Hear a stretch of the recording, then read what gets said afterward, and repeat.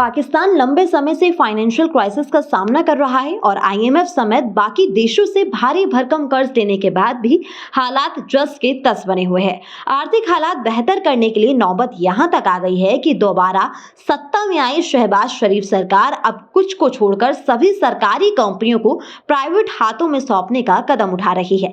इसमें Pakistan international airlines से लेकर देश की बिजली कंपनियां भी शामिल है। लेकिन क्या आप जानते हैं कि बदहाली की तगड़ी मार झेल रहे पाकिस्तान के पास कंगाली से बाहर निकलने का एक बड़ा ऑप्शन है। ये एक ऐसा खजाना है जो एक झटके में पाकिस्तान को अमीर बना सकता है। तो इसी के बारे में हम बात करेंगे, लेकिन सबसे पहले बात कर लेते हैं पाकिस्तान में मौजूदा हालातों के बारे में।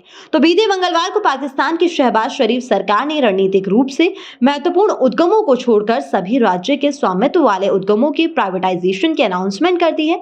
रिपोर्ट्स के मुताबिक इससे जुड़ी बैठक में निजीकरण कार्यक्रम 2024-29 का रोड मैप पेश किया गया। शरीफ सरकार का कहना है कि राज्य के स्वामित्व वाले कारोबार के निजीकरण से टैक्स पेयर्स का पैसा बचेगा और सरकार को लोगों को क्वालिटी सर्विस प्रोवाइड कराने में मदद मिलेगी। खास बात यह है कि आईएमएफ से मदद मिलने के बावजूद देश के ये हालात बने हुए हैं कि उसे इतना बड़ा फैसला लेना पड़ रहा है। अब आपको बताते हैं उस खजाने के बारे में जो पाकिस्तान के दिन बदल सकता है। दरअसल हम बात कर रहे हैं सोने यानी कि गोल्ड, जो देश को आर्थिक बदहाली से बाहर निकालने के काम आ सकता है। लेकिन ये पाकिस्तान के गोल्ड रिजर्व के बारे में नहीं है, बल्कि इशारा देश की बलूचिस्तान प्रांत में मौजूद सोने की खदानों की ओर है। इन खदानों में मौजूद स्वर्ण भंडार पाकिस्तान के हालात सुधार सकता है और इनमें इस प्रांत में स्थित रेको दिक माइन दुनिया के सबसे बड़े सोने और तांबे की खानों में से एक है। पुरानी रिपोर्ट्स की माने तो पाकिस्तान सरकार के पास इस खदान के रूप में एक महत्वपूर्ण एसेट मौजूद है। इसमें करोड़ों टन सोने तांबे का भंडार मौजूद है।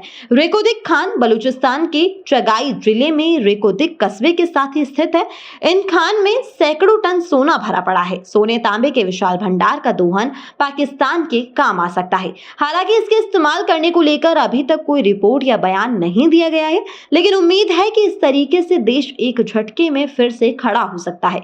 बलूचिस्तान का यह हिस्सा ऐसा है जो नेचुरल रिसोर्सेज के लिहाज से काफी समृद्ध है। इसमें इतना सोना है कि वो पाकिस्तान की गरीबी को दूर कर सकता है।